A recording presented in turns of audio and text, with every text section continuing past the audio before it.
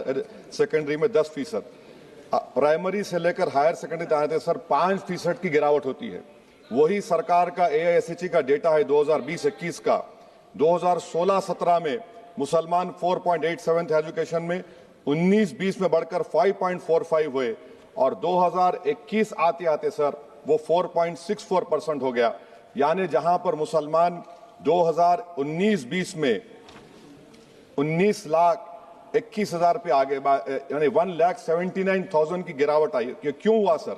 ये इसलिए हुआ क्योंकि ये मोदी सरकार तासुब और तंग नजरी के मुजाहरे करती है।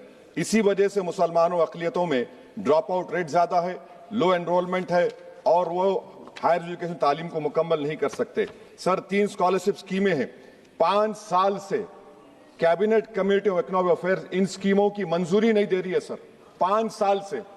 ये आपकी तासुब और नफरत नहीं है तो क्या है बताइए आप?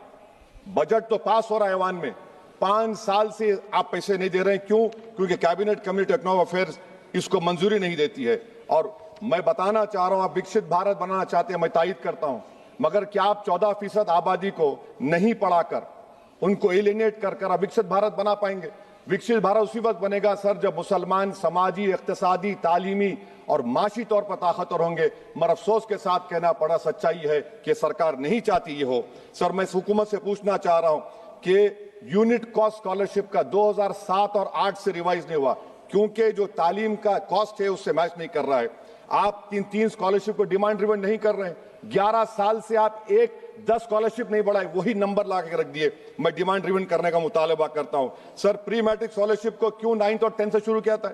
Sir highest drop out rate मुसलमानों का है और हमारे मसीहा वेस्ट बंगाल में बैठे, वहां पर ड्रॉप आउट रेट मुसलमानों का 23%, आसाम में 30%। आसाम की सरकार गोली मारने का वीडियो कम बनाएगी तो शायद मुसलमान पढ़ ले तालीम में। सर मैं मुतालबा करता हूं कि मौलाना आजाद फेलोशिप को दोबारा शुरू किया जाए ताकि अक़लियती और मुस्लिम बच्चे हायर एजुकेशन मुकम्मल कर सके। पेरेंटल इनकम आप इजाफा क्यों नहीं कर रहे सर? 1 लाख रुपए, 1.5 लाख रुपए क्या स्कॉलरशिप मिलेगी सर बताइए आप? और सर आपको मिसाल दे रहा हूं, आप तो काबिल आदमी हैं।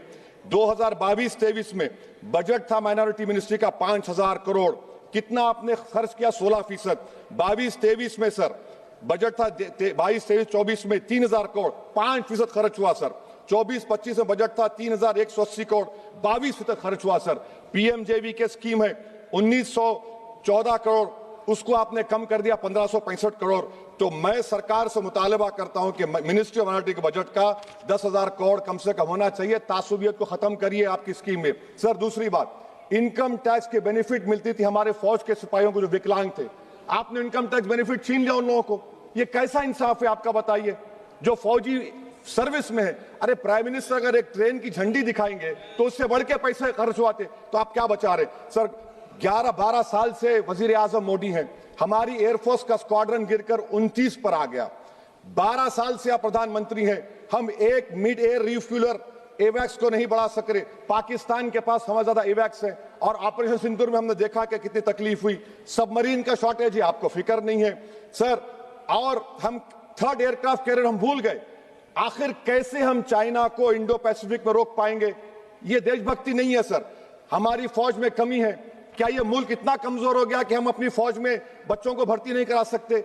अग्निपथ स्कीम का रिव्यू होना चाहिए। इस ऐवान में चाइना बॉर्डर पर एक बहस होनी चाहिए। सर आप आ जाइए यूएस ट्रेड डील पर, जो ट्रंप ने एग्जीक्यूटिव ऑर्डर 6 फरवरी का निकाला, सेक्शन 4 कोट कर रहा हूं।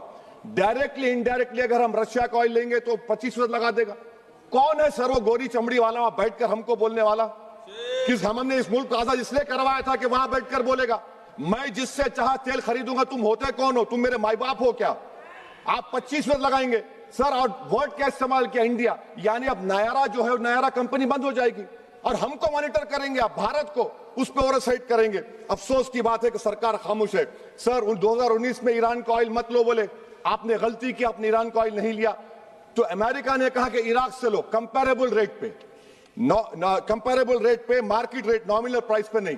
आज यूएस कह रहा है कि मोनोपोली रेट पे लो। कहां है सर? क्यों हम क्यों कर रहे हैं? क्यों इतना गिर रहे हैं इस गोरी चमड़ी वाले के सामने? आखिर हमारी हमियत कहां है सर? और एक बात बता रहा हूं सर, ये यूएस ट्रेड डील से यूरोपियन कर 2 मिनट सर, यूरोपियन यूनियन की ट्रीटी से हमारा PLI का पूरा असर पड़ेगा क्योंकि आपने टैरिफ गिरा दिया।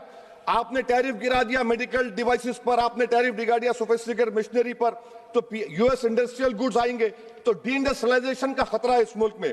Sir, you are we signing a free trade agreement और a force purchase order. Sir, Bangladesh से यूएस ने कह दिया कि हमसे कॉटन खरीदो, zero tariff. Sir, Bhiwandi, Malegaon, Banaras के पावरलूम का क्या होगा? 70% रॉ कॉटन हम देते हैं बांग्लादेश को। सर, एमएचए का बजट 5.7 बढ़ गया, डिफेंस का 15.99। मैं सरकार से मुतालबा करता हूं कि वेनेजुएला में जो हुआ, आप एक ऑपरेशन इंसाफ करिए। ऑपरेशन इंसाफ के तहत हाफिज सईद, मसूद अजहर, लखवी को घुस के लाइए भारत में, तभी इंसाफ होगा सर। जब तक खत्म कर रहा हूं सर, हम कुलभूषण यादव को भूल गए। वो कुलभूषण यादव उसको आईसीजे में रुकाया। आखिर हम कब लेके आएंगे कुलभूषण यादव को? वजीर आजम इजराइल को जा रहे हैं, मैं उनसे ये मुतालबा करता हूं कि वो गाजा को जाएं, 15 मिनट जाकर देखें, 60,000 फलस्तीनियों खत्म कर दिया गया। और नेतन्याहू पर आईसीजे का अरेस्ट वारंट है, आईसीसी का, और आईसीजे में केस चल रहा है सर। तो मैं आपसे मुतालबा करता हूं कि वजीर आजम गाजा के बारे में देखें। मैं ज़ायनिज़्म मुर्दाबाद बोलता हूं, भारत जिंदाबाद। और ये सरकार तेलंगाना से नाइंसाफी कर रही है, कुछ नहीं दे रही है। बहुत बहुत शुक्रिया सर।